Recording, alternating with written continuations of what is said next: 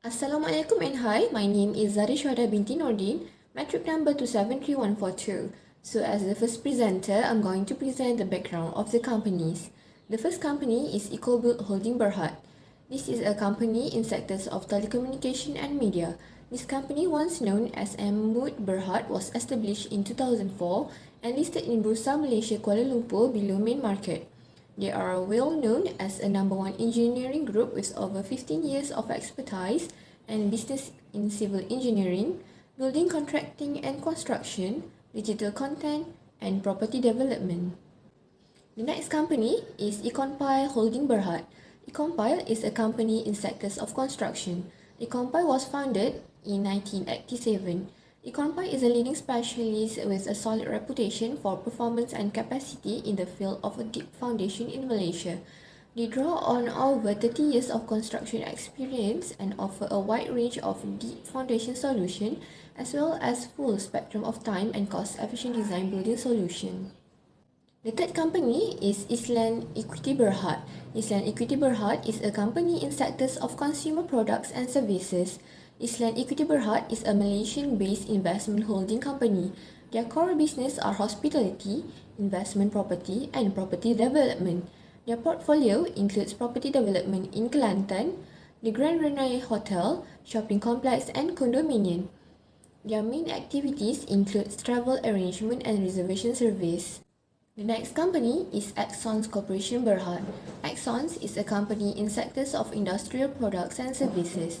Axons is a Malaysian-based company involved in lumber and woods production business. The company's main operating segments are timber and property. Major revenue is earned by the company by exports of its timber product. The company exports its product mainly to Middle East, Mexico, Korea, and Taiwan. My name is Noatira binti Rohani alias Azmi, metric number 273349. I'm going to explain MRFS 110 even after reporting period. List of companies that have MRFS 110. First, AQ Holding Berhad. They are stated for non-adjusting event for both year event, Econpile Holding Berhad. There is no stated for any event for adjusting event or non-adjusting event for both year in 2018 and 2019. For Island Equity Berhad, they are stated for adjusting event and non-adjusting event for both year in 2019 and 2018. For Accent Corporation Berhad, there are stated no event for both year. Same goes to Upper Corporation Berhad. Akilbo Corporation Berhad, in annual report 2018, there is non-adjusting event that occur on 5th June 2018 that group usually owns subsidiary E&J Global Stadium Berhad had acquired 51% equity interest in Gabungan Stadium Berhad. There is non-adjusting entry that's required for non-adjusting event. Then we just have to disclose to note to the account at the end of financial year of 2018. In annual report 2019, disposal of subsidiary companies occurred July 2019. Disposal of 3 wholly subsidiary for cash consideration 12 million. For this event in 2019, there is no required adjustment in entry that's needed, and we have just put disclosed to note to the account financial year in 2019. Island Equity Berhad, based on annual report in 2018, there is information regarding to MRFS 110 for adjusting event. On 12 March 2018, the subsidiary owner entered into agreement of his full length. This event occurred between the financial year 12 March 2018 and 12 December 2018. They want to amend on this date to fulfill for 4 months by acquisitions of leasehold development land. The exposed have been founded in a balance sheet in the equity section, and some adjustment needs for this event. Based on annual report company in 2019, they are founded of non-adjusting event that related of for group and the company for financial statement year in 31st December 2019 related to the pandemic of COVID. There is no impact on the recognition and measurement asset and liabilities of 31st December in 2019. For EcoBuild Holding Berhad, the quick asset test ratio in 2019 is 2.58 and in 2018 is 9.06. This ratio shows that the company's capacity to pay their current liability. EcoBuild have a higher quick ratio in 2018 compared to 2019. Since the company is a service company and don't have any inventory, there is no inventory efficiency ratio for EcoBuild. For trade receivable ratio, in 2018, the company has a good trade receivable ratio, which is 213.28 days compared to 2019, which is 256.79 days. It shows efficiency of the company collaboration with clients to the collectible receivable. For trade payable days in 2018 is 207.07 days and it is higher in 2019, which is 245.88 days.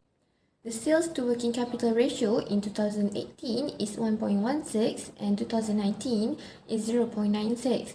The working capital for 2018 is 63,077,155 and in 2019, which is 94,971,653. Hi, Assalamualaikum. My name is Nur Syafiqah binti Muhammad Shukri. My metric number is 273,236. I will present about financial ratio of Acompal Holdings Berhad. Quick asset test ratio for Acompal in year 2018 is 2.086, while in 2019 2.085. Since Acompal Holdings Berhad is service company, they got no inventory efficiency ratio. So next, for trade receivable days, they got 309.15 days in year 2018, while 403.88 days in year 2019.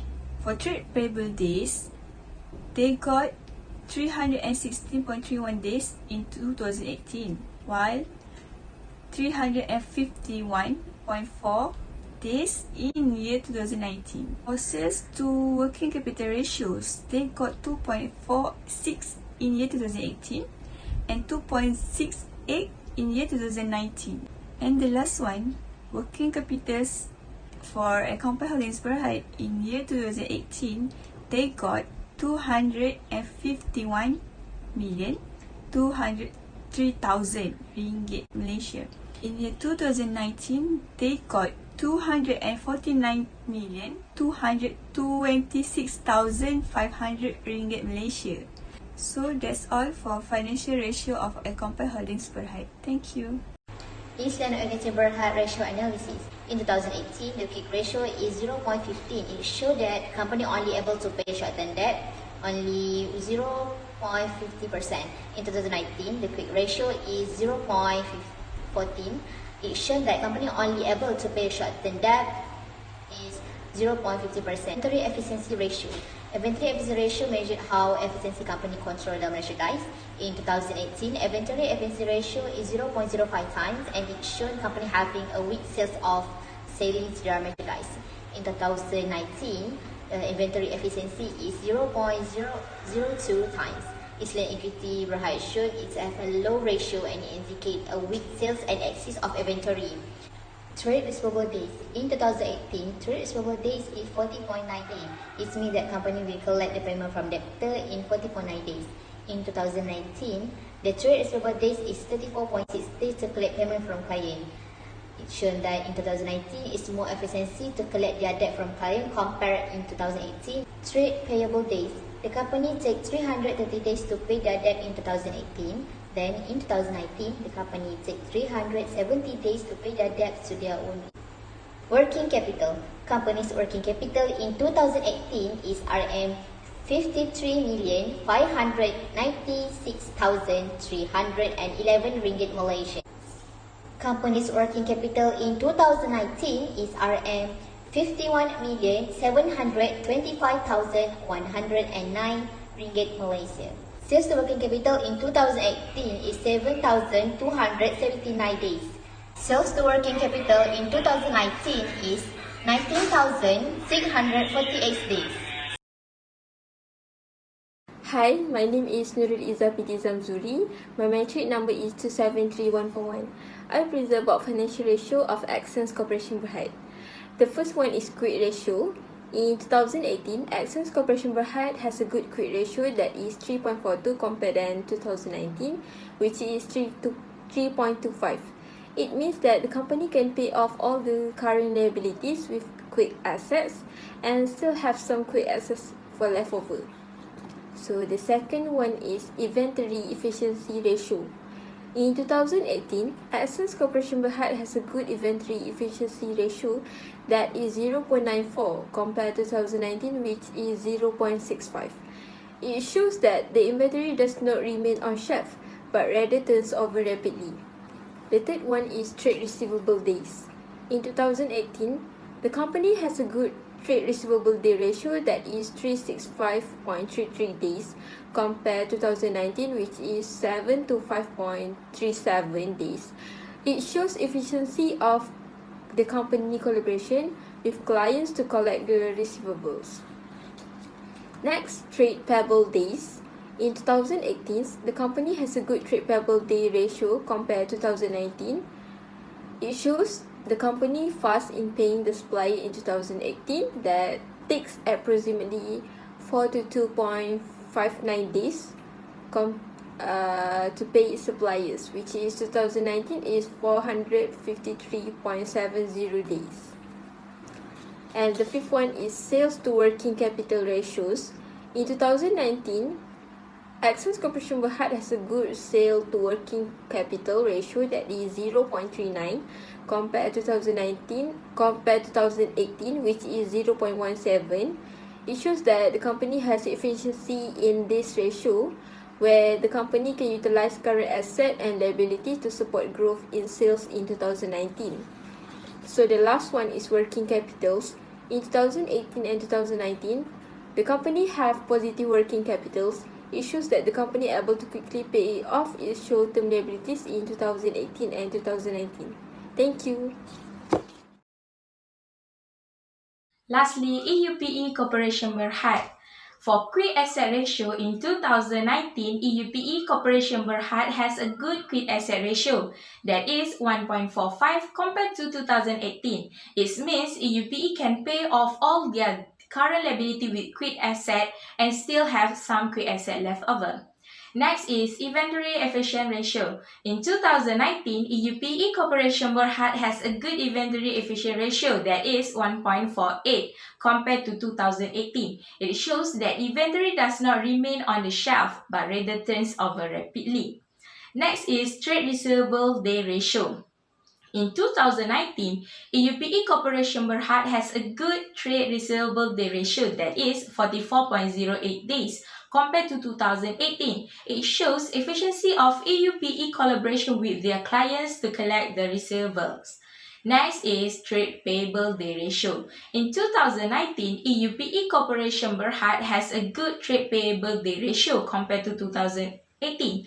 It shows EUPE fast in paying the supplier in 2019 that takes approximately 149.14 days to pay its supplies. Next is sales to working capital ratio. In 2019, EUPE Corporation Berhad has a good sales to working capital ratio, that is 1.92 compared to 2018. It shows that EUPE has efficiency in this ratio, where EUPE can utilizing current asset and liability to support growth in sales in 2019. Lastly, for working capitals, in 2019 and 2018, for the both year, EUPE have positive working capitals. It shows that EUPE able to quickly pay off its short-term liabilities in 2019 and 2018. Thank you. Conclusion for MFRS 110, they have two adjusting events. For the first one is adjusting event. For the second one is non-adjusting event. Today, we know that we have a problem issue that is COVID-19. So, based on what we had learned, for COVID-19, we need to record as non-adjusting event. For key audit manners, next, we need to record for the COVID-19 cases is to remind all the auditors to disclosure as a core audit issues. It is because to remind it of the need to precise in the manner in which they report and discourage to use the boiler terminology. The lastly is working capital ratio. For working capital ratio is want to present the asset and the liabilities are often listed in first in the financial statement and then followed by the long-term asset and liabilities. In conclusion, based on 3 dates it is important to apply in our financial ratio. Thank you.